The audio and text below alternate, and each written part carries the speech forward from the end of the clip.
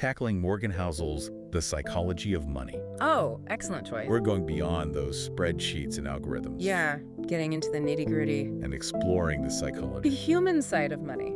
Exactly. Housel, he just nails it when he says, it's not just about the numbers. Right. Financial success is not just that. Yeah. It's about understanding our emotions, our biases, Yeah. our own, personal money stories. I love that. Our money story. And that's what we're really going to unpack for you today, listener. Yeah, if you're out there listening. Whether you're, already investing or just starting out, Yeah. get ready for some aha moments. Because we're going to uncover some truths about yourself and your money. Yeah, let's kick things off Okay. with one of Housel's most compelling points. Okay. Our backgrounds really shape how we see money, It's like we're all coming to the table with Different perspective. Yeah. different almost languages I like that. around money. Yeah. And Housel, he uses this powerful quote. Okay. He says, "The person who grew up in poverty thinks about risk and reward in ways the child of a wealthy banker Yeah. cannot fathom Right. if he tried." Yeah, it's so true. Like completely different worlds. And it makes you realize how much our past, what we've actually lived through, Yes. really affects worldview. Yeah. Totally. So, take someone Okay. who grew up, say, during hyperinflation. Oh, yeah. They are going to view bonds completely differently Yeah. than someone who, has only known stable prices, Right. It's just a different, Totally different understanding. totally different understanding, yeah. And it's not just Yeah. generational. right. Even within the same generation, Mhm. people's experiences can be so different. Yeah. Think about someone who started working. During the dot-com boom, late 90s, Oh, yeah. they might think investing is all about, Fast growth. quick riches. Yeah. But then someone who started Yeah. during, say, 2008 financial crisis. Totally different. Right, totally different. They're approaching it with much more caution. Way more caution. Yeah. Skepticism. Because their early experiences were so different. Exactly. It's a good reminder that our early encounters with money, whether they're positive or negative, Right. can really stick with us. They stay with us. Yeah. And that's why this psychology of money is so important. So important. Because it's not just about, mastering the numbers. It's about recognizing these deep-seated beliefs. Yeah. Experiences that shape us. That we might not even be aware of. Right, exactly. So, listener, think about it for a second. Yeah. What's that one financial event in your life? Maybe a message you heard growing up Yeah, from your parents. that really shaped your views on money. Yeah. Was it, a time of scarcity? Or maybe it was a windfall. Or, a constant warning about debt? It's fascinating, right, to see how those things Yeah. become part of our financial DNA, so to speak. Totally. Yeah. Now, ready for another fascinating concept that Housel explores? Hit me with it. Luck. Luck and risk. They're two sides of the same coin, right? They really are. Inseparable twins. We try to separate them, but we can't. Right, exactly. It's easy to think that success is just about skill and hard work. Yeah, that's the narrative we like to tell ourselves. The narrative, but But luck plays a huge role. huge role. Way bigger than we often acknowledge. Totally. And Housel, he uses this example of Bill Gates, right? Yeah. Brilliant guy, obviously driven, Yeah. but he also had a massive stroke of luck. Yeah. Attending a school that had early access to computers, Yeah. which back then was, 1 in a million. 1 in a million, exactly. it totally changed his trajectory. Completely. Yeah. Makes you think about all the what ifs in our own lives. Right. And on the flip side, we also have to remember that failure doesn't always mean Bad decisions. yeah. Sometimes it's just bad luck. Just plain bad luck. Imagine, someone who diligently saves for retirement, Okay. and then bam, a market crash. Yeah, or a pandemic. Yeah, we just had. Exactly. Throws everything off. Completely derails their plans. Completely derails it. Through no fault of their own. Exactly. That's why this line from Housel is so important. Yeah, which one? He says, if you give luck and risk their proper respect, Okay. you realize that when judging people's financial success, Okay. both your own and others, it's never as good or as bad as it seems. Oh, that's good. So important, right? Yeah, it's It's not just about judging the outcomes. outcome. Yeah. It's about understanding all the factors. all the factors, the context. Context, yeah. So listener, I want you to think about your own journey for a minute. Yeah. Can you pinpoint a time when luck, good or bad, played a role? It's a good exercise. Yeah, it's humbling. To remind us Mm-hmm. that sometimes it's more about timing than like brilliance or hard work. Totally, yeah. Now, let's move on to something that Housel calls two different games Two different games. in personal finance. Okay, I'm intrigued. Tell me more. Getting rich Okay. versus staying rich. Staying rich. Oh, that's interesting. Two very different games. Yeah, we hear so much about Getting rich. getting rich, the overnight successes. Lottery winners. Yeah, the savvy entrepreneurs. But how do people actually hold on to their wealth? Yeah, those stories are way less common. Way less common. And probably way more valuable. And way more valuable, yeah. I mean, think about Jesse Livermore, Okay, yeah. legendary stock trader. Made a fortune during the 29 crash. Exactly, but guess what? Lost it all. Oh, well. Yeah, a few years later, excessive risk taking. It's that classic easy come, easy go. Easy come, easy go, exactly.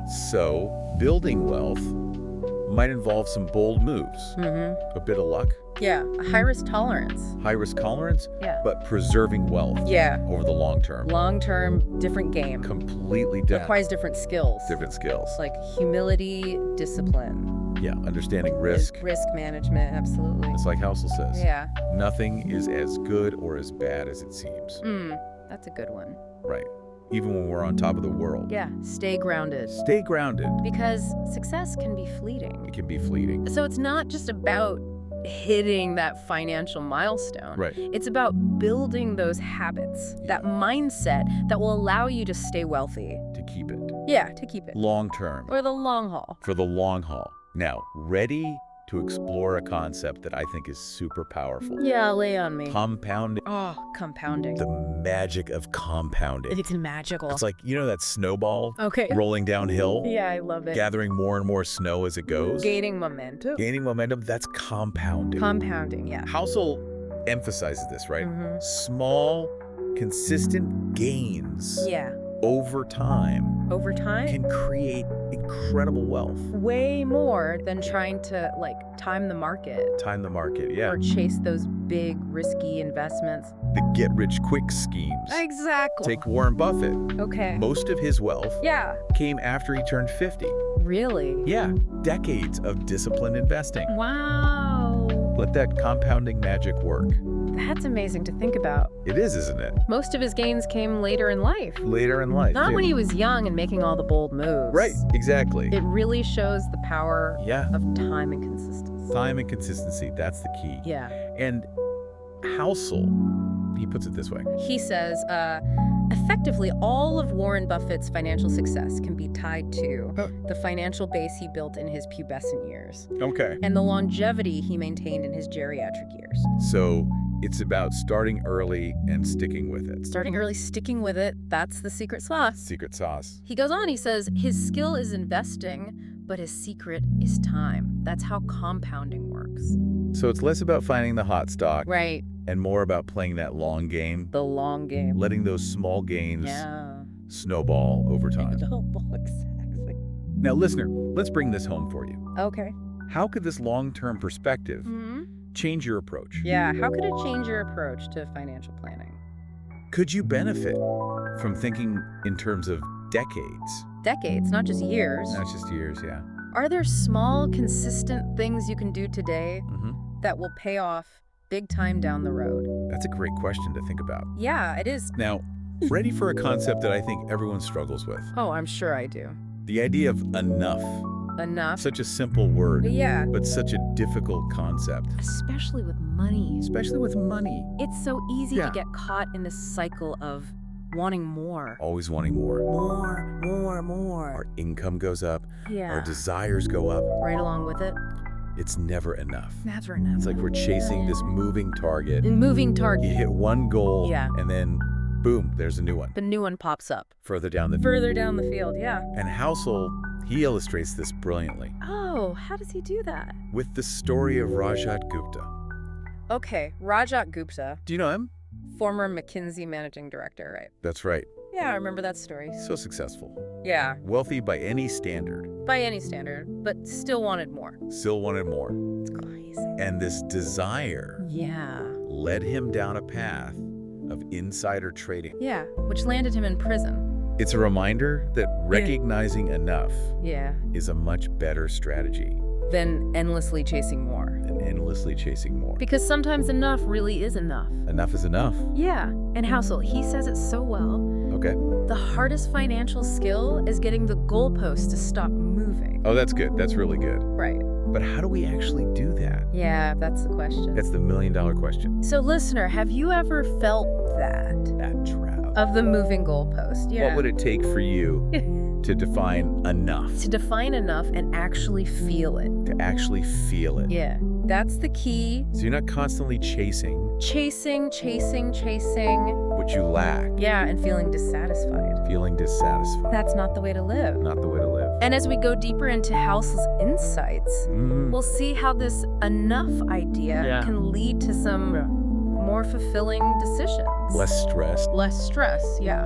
Now, ready to discover how money can buy you something Okay. more valuable than anything you could buy in a store. More valuable than anything you can buy in a store. Okay, I'm listening. Tell me more. Freedom. True freedom. That's what we all want, right? We all crave it, but But it can be so hard to find. so hard to find. So, like, what does it actually mean? Yeah, what does it actually mean to be financially free? Well, Housel argues Okay. it's not about the number in your bank account. It's not about having $1 million.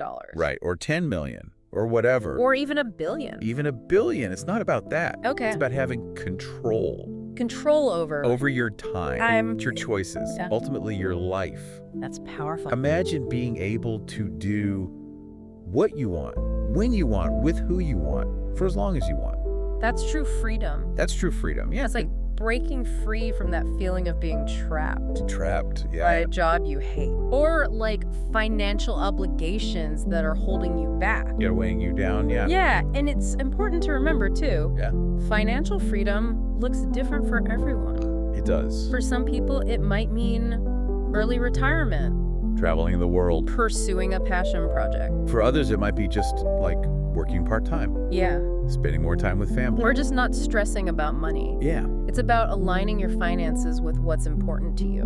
Living a life that's authentic to you, Authentic, yeah. not chasing someone else's definition of success. Right, because one person's freedom might look completely different Totally different. than another person's freedom. Totally different, yeah. Now let's talk about something that might seem a little counterintuitive, Okay, I'm intrigued. especially in a world obsessed with investing. Yeah, investing. Saving money. Saving. Yeah, saving money. It seems like everyone's telling us to invest. Yeah, maximize returns, beat the market. Beat the market, but save. Saving often gets lost. Lost in the shuffle. Lost in the shuffle, yeah. Why is that? Well, our culture glorifies getting rich quick, Right. but saving plays a crucial role In what? in building long-term financial security Okay, yeah. and resilience. It's about creating that buffer, Yeah, like a cushion a cushion, yeah. to help us weather those financial storms. Life throws a lot of curveballs. It sure does. Think back to the U.S. energy crisis Okay. back in the 70s. Yeah, One of the main solutions wasn't just about finding new energy. right. It was about becoming more efficient Efficient with the energy we already had, with what we have. making more fuel-efficient cars. Yeah, more energy efficient homes. It was about conservation, Conservation. making the most of what we already had. Yeah, it's a great analogy. And saving money is like Yeah, financial conservation. financial conservation, exactly. That's about reducing our dependence Yeah. on those unpredictable investment returns. And building that cushion It could gives us peace of mind. options. Options, yeah. And Housel, he nails it Yeah. when he says, Okay. investment returns can make you rich, Okay. but whether an investing strategy will work Yeah. and how long it will work for Mhm. and whether markets will cooperate Right. is always in doubt. It's uncertain. Uncertain, he says. Results are shrouded in uncertainty. But with saving, Yeah. you have control. We have control. You're taking those steps Yeah. to secure your future. Yeah, regardless of what the market's doing. Exactly. That's the beauty of it. So it's like our financial safety net. Yeah, like that safety net. Catches us if we fall. Exactly. And that brings us to another key insight from Housel. Okay, what's that? Embracing. Reasonable. Not necessarily perfectly rational. Okay.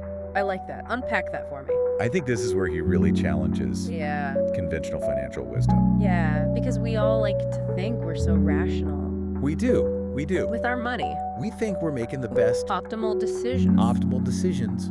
But we're human. We are human. We have emotions. We're not spreadsheets. We're not spreadsheets, exactly. And sometimes making the perfectly rational choice Yeah, can backfire because it ignores by psychology. our psychology, our emotions. And sometimes it's okay Yeah. to make choices Mm-hmm. that prioritize peace of mind Peace of mind. over a mathematically optimal outcome. Over that perfect outcome. You know, sometimes Yeah. sleeping well at night is Yeah. worth more More than squeezing out every last percentage point of return. Then those extra few percentage points. Yeah. I mean, think about it. Yeah. He cites this study, right? Okay. Using leverage in retirement accounts, Mm-hmm. mathematically, Yeah. higher returns. Higher returns, but But for most people, it's Yeah. psychologically unbearable Unbearable? to watch their savings plummet during a downturn. oh, totally. Who can sleep with that kind of stress? Who can sleep? Exactly. Yeah. Housel says Right. academic finance is devoted to finding Okay. the mathematically optimal investment strategies. Okay. But then he says, my own theory is that Yeah. in the real world, Yeah. people do not want the mathematically optimal strategy. Interesting. He says they want the strategy that maximizes Yeah. for how well they sleep at night. That's so true. So true. True. So it's about finding that balance Balance. between, taking calculated risks Yeah. and feeling good And feeling good. about your choices. Yeah, sometimes good enough Yeah. is better than perfect, Better than perfect if it means you can sleep at night. if it means you can sleep at night. So, listener, think about your own decisions. Yeah. Have you ever made a choice Yeah. that might not have been the most optimal on paper, Yeah. but it gave you peace of mind? Gave you peace of mind. Was that peace of mind worth it? That's a great question to consider. Yeah, it is. Now, let's talk about something Housel calls financial narratives. Financial narratives, okay. We all love a good story, We do. and it's easy to get caught up, In narratives, yeah. especially when money's involved. Oh, especially then. But these narratives, Mm-hmm. they can be dangerous Dangerous, how so? because we often latch onto stories Yeah. that confirm what we already believe. Even if the evidence is weak. Even if the evidence is If weak. we're looking for information Yeah. to support our To biases. support our biases. And we ignore anything that challenges us. Exactly. That's that confirmation bias. Confirmation bias, and it's strong, It's powerful. powerful, especially with money. Oh, yeah, especially with money. Think about the dot-com bubble. Oh, yeah. People were so caught up Yeah. in the story of how fast internet companies would grow. Yeah, the growth. They ignored basic financial fundamentals. They got swept up in the hype. They got swept up. Yeah. And they poured money into businesses Yeah. that had no clear path to profit. No clear path to profit. It's a classic example. And Housel says, Yeah. the more you want something to be true, Okay. the more likely you are to believe a story Yeah. that overestimates the odds of it being true. That's a good one. So, listener, what financial narratives are you clinging to, What stories are you telling yourself? even if the evidence is shaky? Yeah. Are you overly optimistic about an investment? Or maybe overly pessimistic about the economy? Or holding on to a belief that's no longer serving you? It's so important to challenge those assumptions To question those stories we tell ourselves and make sure we're not making decisions based on wishful thinking. on wishful thinking or outdated beliefs. Yeah. Speaking of narratives, Yeah. let's talk about pessimism. Pessimism, oh boy. It can be seductive, It can be. but often wrong. Often wrong. Why is that? Well, bad news grabs our attention more than good news. It does. It's like our brains are wired that way. Yeah, to focus on the negative. To focus on threats. Threats, danger, Danger, yeah. it's that negativity bias. And it can lead to a skewed view of the world, A distorted view, yeah. making us think things are worse. Worse than they actually are. And they actually are, yeah. It's like that saying, What's saying? if it bleeds, it leads. Oh, yeah, bad news sells. Bad news sells. Because it triggers our fear. Our fear. And in the world of finance, Yeah, there's no shortage of bad news. there's plenty of that. Plenty of it. Remember all those predictions of economic collapse? Oh, yeah. Peak oil back in 2008? Peak oil, yeah. They failed to account for human ingenuity. And the market's ability to adapt. To adapt, to innovate. And innovate, exactly. Think about fracking. Yeah, frack. Totally transformed the energy landscape. It completely changed the game. Changed the game, yeah. And those doomsayers were wrong. They were wrong. It's a good reminder that progress often happens in unexpected ways. ways. In unexpected ways. In the future is rarely as bleak as the pessimists predict. Rarely is bleak. Housel says he says, What? assuming that something ugly will stay ugly is an easy forecast to make, and it's persuasive, he says, because it doesn't require imagining the world changing. But the world does change. The world does change, and he goes on, he says, but problems correct and people adapt. Threats incentivize solutions in equal magnitude. So, listener, is there a financial worry you have Yeah, a worry, that might be fueled by an overly pessimistic outlook. an overly pessimistic outlook? Could there be a more optimistic, Yeah. but still realistic Realistic. perspective? That's a great question to ask ourselves. It is. Now, ready for our final point for today. Hit me with it. Room for error. Room for error. Okay. Housel believes this is essential Essential for long-term financial success. long term. Okay. He uses a great analogy I love a good analogy. from the world of blackjack. Blackjack. Card counters, right? Card counters, yeah. They use these sophisticated strategies To try to get an edge. to get an edge, but they know Yeah. they can't win every hand. They can't win every hand, no. Their goal is to tilt the odds Tilt the odds. slightly in their favor Slightly. and manage their bets Manage their bets. to survive those losing streaks. Because there will be losing streaks. There will be losing streaks. That's part of the game. It's part of the game. And it's the same with life. with life. Unexpected things will happen. Life throws curveballs. Curveballs, we need to be prepared to adjust. Adjust. Adapt. To adapt. Yeah. He says, you have to give yourself room for error. You have to plan on your plan not going according to plan. That's so true. It is, isn't it? And this means building buffers. Buffers, yeah. Flexibility into our financial Yeah. lives, right? Yeah. So we can weather those storms and stay in the game. Stay in the game for the long haul. For the long haul. Like, think about it. Oh, Having an emergency fund, yeah? that's a great example of room for error. It's like that financial safety net. Exactly. Catches you when you fall. It's there for you when you need it. When you need it. Paying down debt. Okay, yeah. That's another way to create that room. Because it reduces Yeah. your monthly obligations Just frees up cash flow. for those unexpected expenses. Exactly. You have more breathing room. More breathing room. And even just having a little more cash on hand than Yes. you think you need Yeah. can give you that sense of security. The security, flexibility. Yeah. Housel, he says. Yeah. Investment returns can make you rich. Okay. But whether an investing strategy will work and how long it will work for Okay. and whether markets will cooperate Okay. is always in doubt. Always in doubt, Our results are shrouded in uncertainty. Uncertainty. But with saving, Saving. it's something we have complete control over. Complete control. So we're taking proactive steps To secure our future. to secure our future, No matter what the markets are doing. no matter what the markets are doing. Exactly. So it's like our financial shock absorber, Yeah. I like that analogy. cushioning those blows Cushioning the blows. of life's ups and downs. It's gonna happen. It's gonna happen. So be prepared. Okay. Now, ready to dive into a concept that's super relevant Okay. in today's world of social media and constant comparison. Lay it on me. The concept of enough. Oh, enough. Yeah, that elusive enough. It's so elusive It really is. because we're constantly Bombarded with messages telling us we need more. more, Bigger houses, fancier cars. more exotic vacations. It never ends. It never ends. So how do we escape that trap That's the million-dollar question. and find contentment Yeah, find contentment. in what we already have? That's the key, right? That's the key. Because it's so easy to get caught up In that cycle. in that cycle of always wanting more. As our income grows, so do our desires. They grow right along with it. It's never enough. Yeah. Never enough. It's like we're on this hamster wheel, Hamster wheel of consumerism. running and running, But never getting anywhere. but never getting anywhere. There's always something else to buy. Another experience to have. Another level of status to achieve. And Housel uses a great analogy I love his analogies. from the world of sports. Okay, what is it? So imagine a rookie baseball player Okay. earning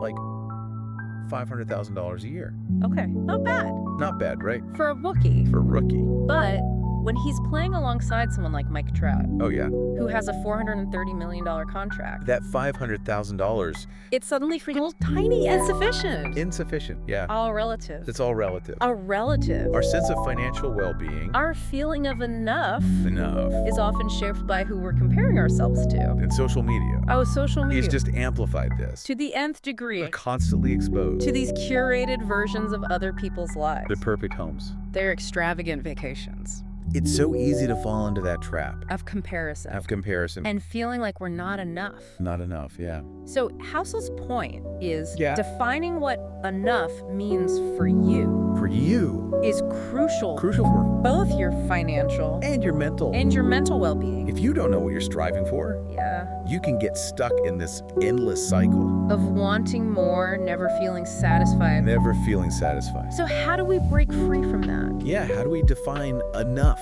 Well, it's a personal journey. Here are a few things to consider. Okay, First, focus on your values, your values, your priorities. what matters most to you? Yeah, what truly matters? Brings you joy? Joy, fulfillment, Is it spending time with loved ones? pursuing creative passions, Could be. making a difference. Or maybe it's about financial security, Yeah, a comfortable retirement. having that peace of mind. There's no right or wrong answer. It's personal. It's about aligning your money Yeah, with what truly matters to you. to you. Second, Okay. be mindful of your spending. Spending habits. Are you spending on things that align with your values? Or are you just mindlessly consuming To keep up with the Joneses. to fill some void? That's where tracking your spending can be so eye-opening. You might be surprised where your money's actually going Right, and how much you're spending on things. that don't actually bring you joy. Exactly. And lastly, Yeah, practice gratitude. gratitude. Take time each day, To appreciate what you have. both big and small. Because it's easy to focus on what we lack. It is. But cultivating gratitude can help us Shift our perspective. find contentment Find contentment. in what we already have. So it's about appreciating the abundance Yeah, the abundance. rather than dwelling on what's missing. Exactly. And remembering that enough Enough. is not a destination, It's not a finish line. it's a state of mind. It's a way of being, a way of being. Now, let's turn our attention to one of the most powerful Okay, yet often misunderstood concepts in finance, hit me with it. the magic of compounding. Compounding. I love that analogy of the snowball Rolling down in. bearing momentum as it goes. Gaining momentum. Housel explains this so well, Yeah. how compounding works Mhm. and why it's such a game changer For building wealth. for building wealth. Yeah, He emphasizes that small, consistent investments small, consistent, made over long periods over time, can create astonishing results. astonishing results. It's like planting a seed I like that. and patiently nurturing it, Watching it grow. watching it grow into a mighty tree. You don't see that growth overnight, No, it takes time. but over time, yeah, the results are undeniable. the results are undeniable. And he gives this great example. Okay, what's the example? Imagine investing just $1, One. $1 per month Per month. in the U.S. stock market Okay. every month. Every month from 1900 to 2019. Wow, that's a long time. That's a long time. Through wars, recessions, All of it. you would have ended up with over 1.9 million $1 million. from just $1 a month. It's incredible. It is incredible, right? It highlights the power Yeah. of consistency. Consistency and That- time.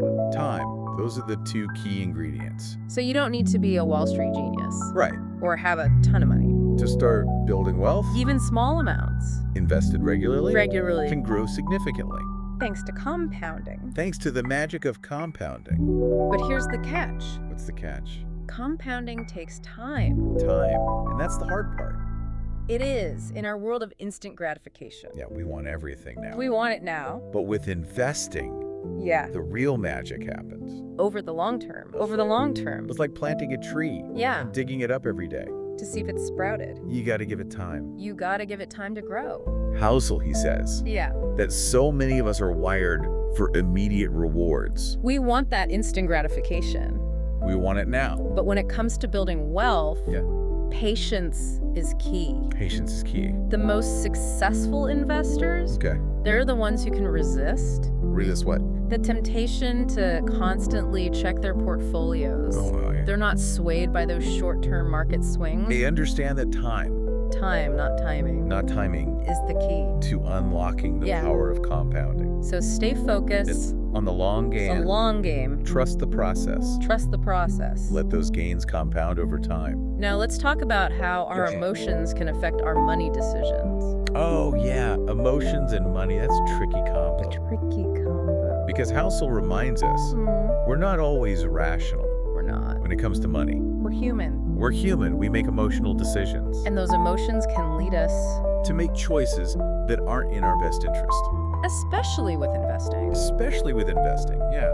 It's like that saying. What's the saying? Money and emotions don't mix. They don't mix well. No, they don't. When our emotions are high, it's easy to make those impulsive decisions that we later regret. Think about how people react. Okay. During a stock market crash. Oh, yeah. Fear takes over. Panic sets in. And people sell. At the worst possible time. At the worst possible time, locking in those losses. It's that fight or flight response. Our brains are wired for survival. And when we see our money at risk, it triggers that fear response. We act impulsively. And on the flip side, when the market's booming, everyone's getting rich. Greed takes hold. Greed takes hold, yeah. People chase those hot stocks. They pile into risky investments. Ignoring all the principles of risk management. All for that quick buck. It's that fear of missing out. FOMO. We don't want to be left behind. We don't want to be left behind. But that's when we're most vulnerable. To making those emotional decisions. That can lead to those setbacks. To setbacks, yeah. So how do we manage these emotions? Yeah, how do we stay rational? When our feelings are telling us to do something else? That's the million-dollar question, right? The million-dollar question. Well, Housel, he offers some practical strategies. Okay, lay them on me. First, be aware of your emotional triggers. Emotional triggers? What situations, what events make you feel anxious? Anxious. Fearful. Or overly optimistic. Overly optimistic about your finances.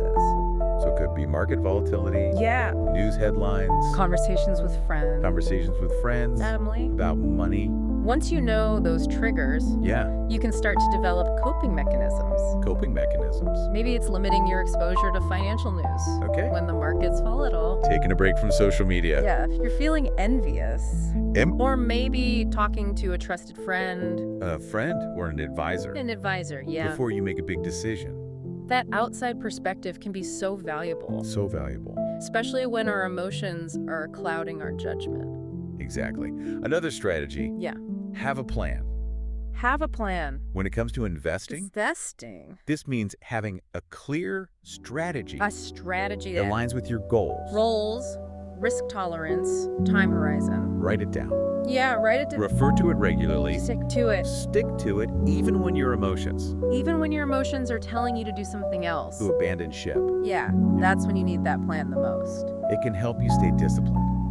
Make those decisions that are in your best interest. Even when the market's going crazy. Or your emotions are running wild. Exactly. It's like having that roadmap. Yeah. Right for your financial journey.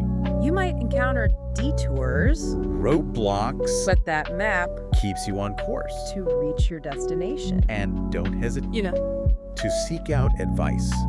Advice from a financial advisor. A financial advisor can provide that objective perspective and help you make those decisions that are in your best interest. Even when emotions are high. Sometimes you need that outside voice of reason. Exactly. Now, let's dive into a topic that's particularly relevant. Relevant to in our image-conscious world. Image-conscious, the distinction between wealth and status. Wealth and status. Two very different things. They are, and Housel makes this point. Okay. Being rich is not the same as being wealthy. Okay, what's the difference? So he defines rich as having a high income. High income. And wealthy as having a high net worth. Net worth. So it's about what you own. What you own. Not what you earn. You could have a 6-figure salary. Yeah. But still be living paycheck to paycheck. If you're spending it all. But you're spending it all. Someone with a more modest income could be far wealthier. If they've been saving and investing. Saving and investing, exactly. It's not just about the money coming in. It's about what you do with it. What you do with it, yeah. And here's the thing. Yeah. We tend to judge wealth. Judge it by what we see. What we see, like fancy cars, the big houses, designer clothes, the vacations. But true wealth It's often hidden. It's hidden, yeah. It's the money you've saved, invested, the assets you've built, the financial security you've created. It's not about the flashy stuff. No, it's not about the bling. And Housel, he says it so well. Okay. Wealth is what you don't see. What you don't see? I like that. It's the nice cars not purchased. Okay. The diamonds not bought. Yeah. The first-class upgrades declined. It's about delaying gratification. Delaying gratification. Investing in your future Making choices. that align with your long-term goals. Not just spending everything you earn. On trying to impress other people. On trying to impress other people. Because that's a recipe for disaster. Yeah. It's a never-ending cycle. Of wanting more. Wanting more, yeah. So Housel challenges this idea Yeah. that we need to spend money. Spend money. To show people. To show people we have money. To show people we have money. He sees it as a trap A trap. that leads to insecurity and unhappiness. It's about focusing on Building real wealth. real wealth. Not just the appearance of wealth. Not the facade. It's exact. Align your spending with your values. With your values. Not with what society tells you. Or what your neighbors are doing. Or what your neighbors are doing, yeah. It's about your own path. Your own path. Now let's shift gears Okay. and talk about risk. Risk. Oh boy. Yeah, risk. It's a word that can Evoke both excitement and fear. excitement and fear, yeah. We know we need to take risks Yeah. to reach our financial goals. To reach our goals. But the thought of losing money, Can be paralyzed. it can be scary. So how do we find that balance between taking calculated risks Calculated risk. and protecting ourselves Protecting ourselves from those devastating losses? from those big losses. How do we know when to be bold? And when to be cautious. That's the question. It's a great question. So Housel, what does he say? Well, he offers some key insights. You okay? First, understand your risk tolerance. Risk tolerance, what does that mean? It means being honest with yourself about how much volatility you can handle, Emotionally. emotionally and financially. Can you stomach those ups and downs? Yeah, those market swings. Or do you prefer more stability? Stability, yeah. Can you handle those short-term losses Yeah. in pursuit of those long-term gains? Or do you lose sleep over it? It's different for everyone. It's different for everyone, yeah. Your risk tolerance. It depends on your age, your goals, your personality. A younger investor Yeah. might be more comfortable with risk. Then someone nearing retirement. They have more time to recover There's more time. from those potential losses. Exactly. Okay, so once you know your risk tolerance, Yeah. what's next? Diversify. Diversify. Your investment. Diversification. It's like that old saying, Don't put all your eggs don't put all your eggs in one basket. in one basket. Exactly. So spread your investments. Spread them across different asset classes. Stocks, bonds. Real estate, commodities. So you're not betting everything. on a single stock or industry. You're spreading the risk. Spreading the risk, yeah. To create a more balanced portfolio. A more resilient portfolio. It's like having a team of athletes A team of athletes at the Olympics. competing in different events. Even if one athlete doesn't medal, Yeah. others might. Bringing home the gold. Bringing home the gold When a team. for the team. Exactly. And perhaps the most important piece of advice, When it comes to risk. when it comes to risk, Don't invest in anything. yeah, You don't understand. if you can't explain it To a 10-year-old. to a 10-year-old, you probably shouldn't be investing in it. That's a great rule of thumb. Do your research. Understand the risks. The fees. The potential downsides. Only invest in what you feel comfortable with. Comfortable with, both intellectually and emotionally. So understanding risk isn't about avoiding it completely. Right. It's about managing it intelligently. Managing it intelligently. Knowing your risk tolerance. Diversifying. Making informed decisions. Based on research. And a clear understanding. Of the potential downsides. Be a prudent investor. Not a reckless gambler. Exactly. Now, let's shift gears again. Okay. And talk about something that's super relevant in today's world. Okay, what's that? Wealth and status. Wealth and status, oh, they're not the same. They're not the same, no. So easy to get caught up Yeah. in that comparison game. Comparing ourselves to others. Envying Being other people's stuff. their lifestyles. Their seemingly perfect lives. How do we break free from that? Yeah, how do we define success on our own terms? That's the question. It's a great question, and Housel, he unpacks this brilliantly. Okay. He makes this distinction between being rich Rich. and being wealthy. Oh, I like that. He defines rich as having a high income, High income. but wealthy is about having a high net worth. Net worth, so it's about What you own. what you own, not what you earn. Exactly. So you can have that big salary, Yeah. but still be living paycheck to paycheck. If you're spending it all. If you're spending it all, yeah. Someone with a more modest income Yeah. could be far wealthier. If they've been saving, investing wise, Saving and investing, exactly. it's not just about the inflow. It's about what you do with that money. What you do with it, yeah. And here's where it gets interesting. Okay. We tend to judge wealth by what we see. By what we see, yeah, like The fancy cars, the expensive clothes. lavish vacations. But true wealth, Yeah. it's often hidden. It's hidden, yeah. It's the money you've saved, Okay. invested, Invested. the assets you've The built. financial security you've created. It's not about the flashy stuff. It's not about keeping up with the Joneses. No, it's not. It's about building Real wealth. real, lasting wealth. Exactly. And Housel, he says it perfectly. Okay, what does he say? Wealth is what you don't see. What you don't see, I love that. It's a nice car's not purchased. Okay. The diamond's not bought. Yeah. The first class upgrades declined. So it's about delaying gratification, Delaying gratification. investing in your future And making choices. that align with your long-term goals, Not just spending everything you earn. on trying to impress other people. Or keep up with some arbitrary standard. Yeah, that's a recipe for unhappiness. It is. So, listener, think about your own definition of wealth. Yeah. Are you focused on building that net worth? Or are you caught up in that comparison game? What steps could you take today?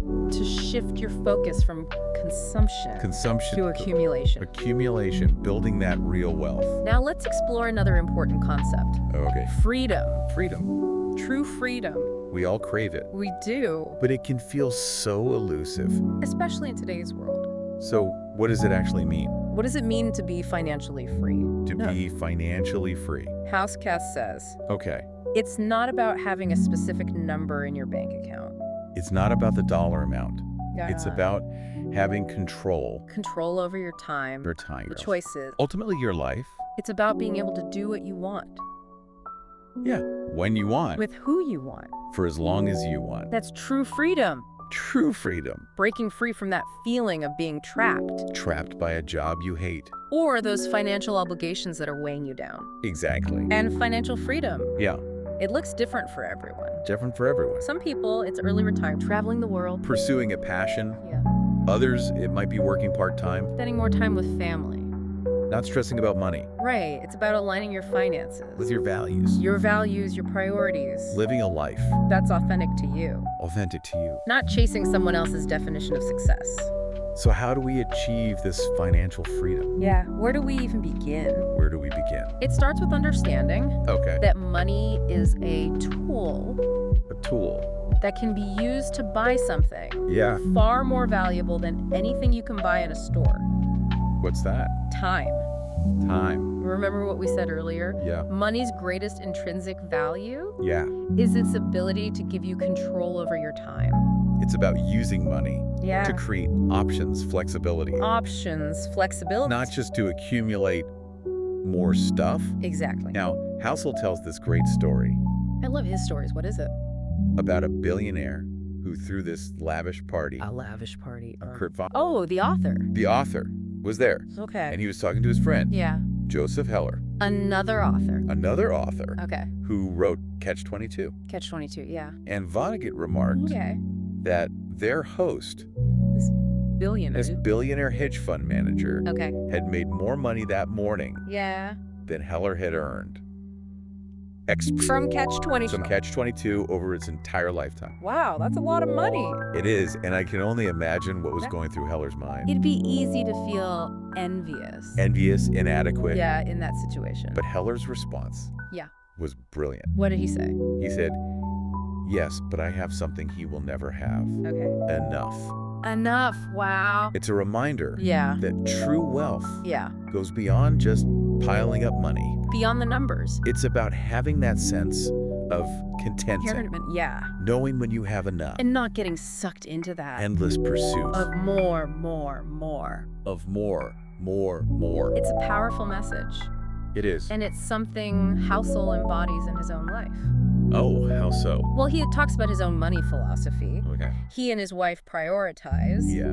independence and peace of mind. Over maximizing return. Over maximizing returns. That's refreshing to hear. Yeah, because so much financial advice, Right. it's all about beating the market, Beating the market. chasing the highest possible returns. And often at the expense of Peace of mind, quality of life. peace of mind, quality of life. Exactly. So, for example, Okay. he and his wife, they paid off their mortgage. They paid off their mortgage, Even though interest rates were super low, which, financially speaking, Yeah. might not have been the most optimal move. most advisors would say invest that money. Invested in the market, yeah. But for Housel, Yeah. it was about the peace of mind The peace of mind. of owning their home outright. No more mortgage payments. No more mortgage payments. That sense of freedom.